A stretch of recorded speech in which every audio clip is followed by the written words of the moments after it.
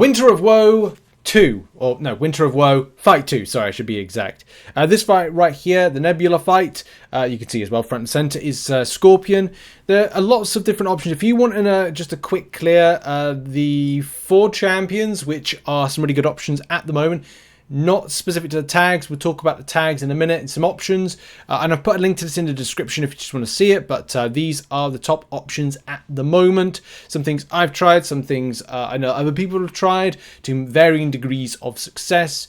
I've seen people use Adam Warlock, Hulkling, Magneto, Angela. Angela's playing to the Metal and Gods tag. And by the way, to point out, you need Metal and God, not just metal and not just God. It has to be metal and God, because I think some people are kind of getting a bit confused by that. But there's definitely some solid options depending on how you want to take on this particular quest. As a lot of you know, the nodes are specific to the following, in that for Galvanize, the champion is going to switch between being when you hit into the champion, it's likely you're going to get a shock debuff, and or if not, it'd be very intercepty.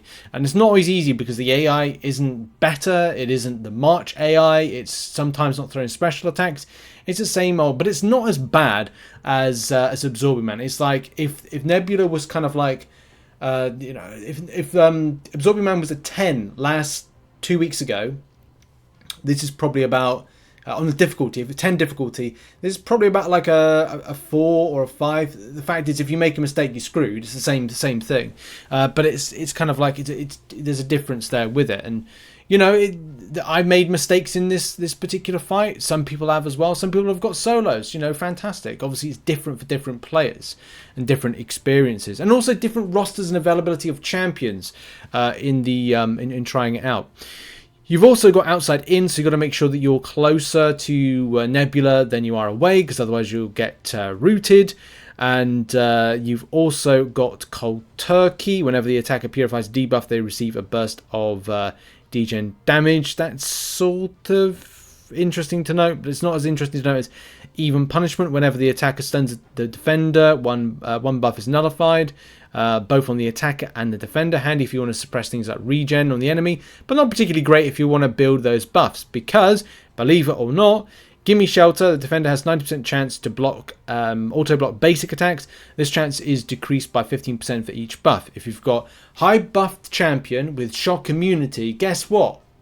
That might be quite helpful against this particular content. That's why a lot of the suggestions that may be dealing with, purifying and immunity to shock can be very helpful. Even more so if you've got an auto block counter. This is why, for me, one of my favourite options for Metal and God was indeed Odin. Odin does a lot of burst damage. I actually messed up. The first time I went in, I was like, first time fighting, by the way. First time fighting against Nebula, and I had a really good run, and then all of a sudden, it just kind of like, all went wrong. I think sometimes when things go right, they go really right, and then when you make a mistake, things can go wrong. And for me, I just get really frustrated and annoyed, and I stop having kind of a level thought. At times like this, I should just walk away and then come back a bit later on and kind of do it. But I kind of like try to get myself still in the moment, which sometimes can be quite costly.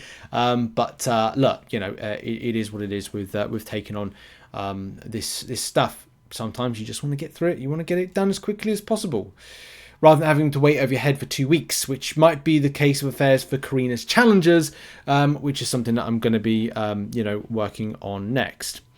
So, we'll quickly talk about the... is it Metalheads? No, it's Shockingly Simple. So Shockingly Simple is interesting to me because it is all about utilizing those offensive burst champions that are size medium. Now, there are a lot of options. If you go to Aunt May, you can definitely find a whole plethora of options. I'll put a link in the description to Aunt May. It's pretty tough to kind of find something that's going to tick some boxes. Silver Surfer does tick some boxes of being that offensive burst type champion, and people are using Silver Surfer to effective means. I've seen some people try to use a Nihilist, but I don't think it's come across too well. And the same thing when it comes to the likes of Professor X. I might be quite interested to use Old Man Logan, but I don't know. I want to say no, I don't want to do that. And also with Namor, the problem with that is that, yes, reflective damage could work. However, though, basic attacks, you literally would either have to be going into parry and then like medium before it's all done and done for, or kind of like try and get some shock on you. And the rotation can be quite harsh and punishing, and I don't really recommend it. Icarus as well is a solid option for this, and this is why I've put it in the spreadsheet to kind of like recommend that you kind of use some of these options here. And of course, Scorpion being one of the better options if you have him. And that again is just like a medium, light, medium, parry, heavy, not parry, heavy, parry, and a medium, light, medium on that particular champion. One thing as well to note, and something that I have noted in the past, is here's the thing: you don't need to do the content right away.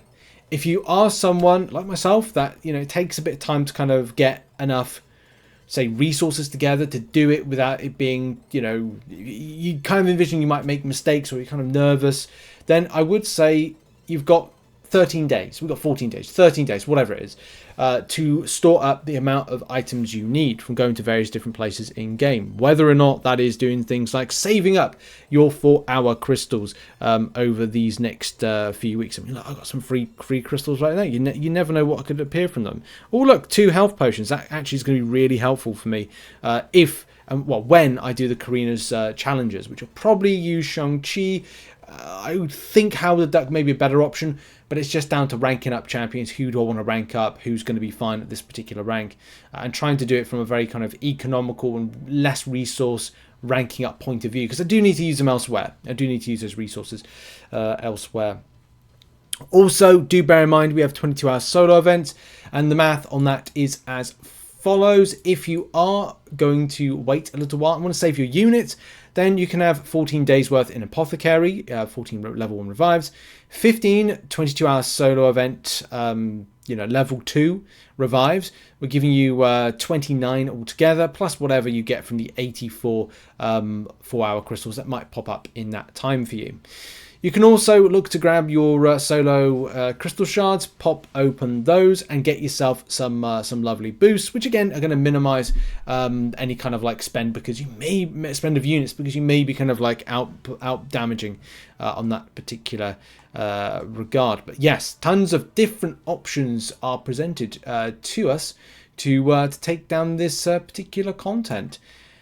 Depending on how you want to play the individual fights, of course, rotations wise, when I was using Odin, I was trying to do like the heavy attack switching to try and get myself the buffs. So you get the energized buffs, SP1 to counter the auto block, and I like that. However, though, Angela may have been a better option for the particular fight, especially on waiting for the galvanize to finish and being more kind of front end on intercepting when the champion is in unblockable.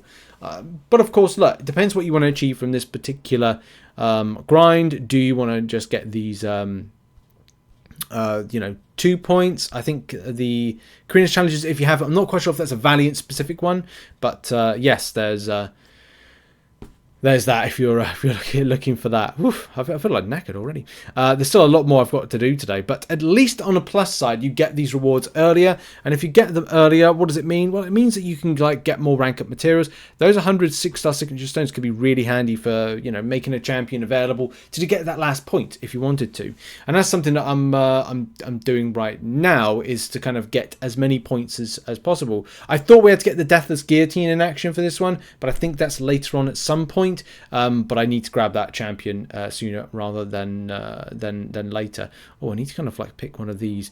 I've got most of the thing is I've got most nowadays all the champions that I need, and that's really it for the video as I choose my rewards and other things. Which what am I close to? 34,000, 54,000. That'll send me over the edge. I'm low on. I'm probably low on tech, to be honest. Anyway, I'll just get that so I can form. Yeah, that has been it for the video. I hope you enjoyed it. Check out the spreadsheet in the link in the description, and I think that's it. Thank you, ever so much for watching. Good luck in your grind, whoever you're choosing, for whatever purpose. I'll see you all very, very soon. Maybe another video. We'll see what Kabam are doing next. Bye-bye. Bye.